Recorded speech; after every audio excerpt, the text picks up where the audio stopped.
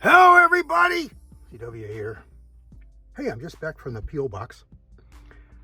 Had a couple of different things going on this morning. Running around doing things.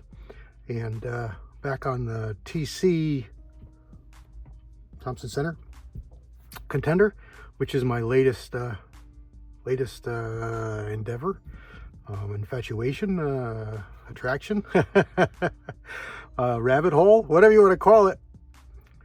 So I've been looking around and I'm watching for a couple of different barrels. Now, you know, I just got this complete pistol. This is the 22 Hornet 10-inch bull with a Burris 2 3/4 power intermediate high relief scope. Backmeyer stocks, first generation. Turned out to be a 77 manufactured. So it's about 10 years old in the manufacturer line. It started in 67. So 77, this is 10 years into production line. Of course, that's 40 plus years ago, but that's what that is. So haven't shot it yet. Haven't decided what I'm going to do with it yet. I've got a Octagon B 218B barrel. The B is just a little bit ballistically superior to the Hornet. It's a lot better as far as reloading. Brass is equally hard to find, so that's kind of a wash. But ballistically, it's just a little bit better. For all intent and purposes, it's the same. But so it really doesn't. My point is, there's really no reason for both, unless you're, a real big attractor of one or the other, or you just want to collect. So we'll shoot it and see how it goes and decide what I want to do with it. Maybe I'll pedal it, maybe I won't. Whatever. Nothing's for sale here. Just talking to you guys. So on one of the forums I go on, there was a guy who had a mount for sale. And nobody was interested because it had missing screws and he didn't have a real accurate description of it. And I guess he got in somebody's dander about something. So, people just need to calm down on forums.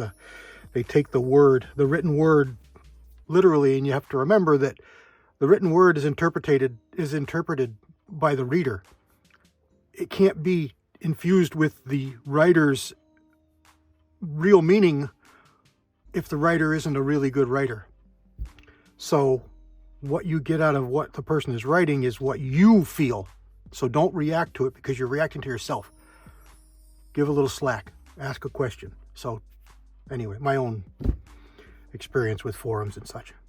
So I'm watching and looking and waiting for a 41 Magnum barrel. I really want a 10-inch. I found a 14. I passed on it. It just was a little too much money. I can't see a 14 in a 41 Magnum for my use. I just can't see it. If you think about 41 Magnum, it's a Magnum revolver cartridge. Most people are going to choose a 4, 5, or 6-inch barrel just for handling and all you need for ballistics and power. If you wanted a big one, maybe you're hunting with a revolver, you'd go for the 8 3/8. Consider it. Taking into consideration, it's probably a Smith & Wesson. But 8-inch if it's a Taurus or something else, 7.5 if it's a single action. But that's, my point is, that's a long barrel for that cartridge. Plus you've got a cylinder gap, so you've got a little bit of bleed off, so you're going to lose a little velocity with that cylinder jump into the barrel. With a Contender, you don't have that. You get full velocity. It's a sealed chamber, one piece, so you don't lose that little bit of feet per second. So you're already gaining 2 inches in barrel, which in a Magnum cartridge, you're going to burn faster. You're going to get higher velocities. So you're already going to be substantially more than even an 8 3/8 barrel revolver. So going to a 14 kind of makes the Contender unwieldy. And if I'm going to carry a 14, I want a lot more cartridge than, 45 Colt, 44 Magnum, 41 Magnum, 57 Magnum. I can see it for the maximum.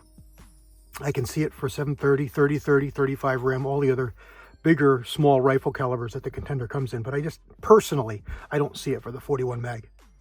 Anyway, so I'm watching one. I found one, and we'll see what happens with it. I'm going to try and grab it. But the last one that I saw on eBay went for a lot more money than it's worth. Frankly, let's face it, these barrels are worth what you pay for them, what people want for them. And sometimes these sites just get people in a bidding war and they really don't want to pay the money that they're bidding, but they really want it, got to have it. and maybe they got some money in their pocket for something and they don't care about spending an extra 50 or 100 bucks on a $50 or $100 item. So, you know, they're bidding twice the value. So that's my own. They're worth $250-ish for just a raw barrel with no base, no rings, no sights. And you get the sights and it's complete in really good shape. You might go a little bit more. They're not made anymore, but there is companies making them. So, you know, personally, I don't want to be in the $300 range, but I may have to be. So we'll see where that goes. Again, nothing for sale. I'm just talking to you guys. We're not buying or selling anything. I'm talking about what I'm thinking of doing, and I'm going to put a big warning on here because eBay, YouTube doesn't like dollars and cents talk. Nothing is for sale. Nothing is for sale. Nothing is for sale. But I did grab this. And like I said, the guy had a little bit of problems with his wording, and he didn't sell this for the price he wanted because he said it's missing screws, and the picture showed no caps, no ring caps. So it was kind of misleading. So I asked the question. I got talking to the guy. The guy's a super nice guy. And turns out he had a 2-power Burris for sale as well. So I bought everything. I bought it all. The price was really good. I wasn't worried about the 2 missing mounting screws because I've got boxes of screws. So no big deal. But it came in the mail today. And the reason for the video is because I wanted to show you and talk a little about that, and taking things for face value and talking to people, because you don't always get what you think. And sometimes, even when things don't look great, you get a winner. So this is maybe one of those situations, and I wanted to bring it up and show you. So what we've got here is an old Redfield base and ring set for a Thompson center Contender. And I'm just screwing these screws in so that we don't lose these screws out of these rings. I put them in, sitting in the parking lot at the post office when I opened the package just to see what was in here. And make sure that I did in fact have the ring screws, because I probably have them, but I wasn't sure. I opened this up, and to my surprise, there we go. There's just 2 screws. No big deal. I know what they are. I've got plenty of them. Look back here. Let me zoom you in. This is a custom, well, not a custom. This is a heavy-duty 3-ring setup. 2 front rings, 1 rear. So this isn't missing 2 screws. It's missing a ring and 4 screws. It's missing these 2 here, 2 of the mounting screws, and 1 complete ring. So these are Redfields. I hope I have this. I've got a bunch of old stuff, so we'll see what I have, because I would like to be able to use this as a 3-ring setup, because one of the barrels I'm looking at is a 357 Harriet, and I've had one before, and I had to re-drill all these screws to number 8s. The factories are number 6s, because I sheared them off, and the scope kept moving.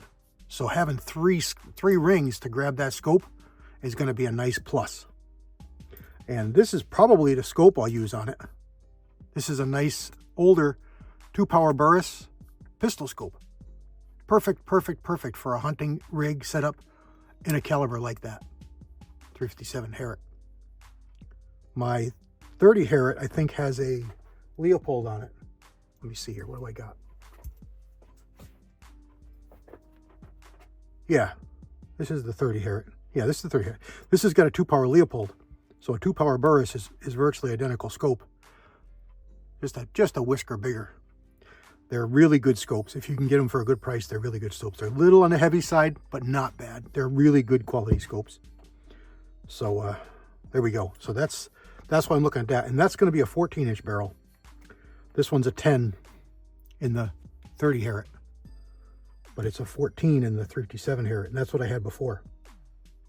So let me look through my stuff here. I'll put you in speedy mode and we'll take a look.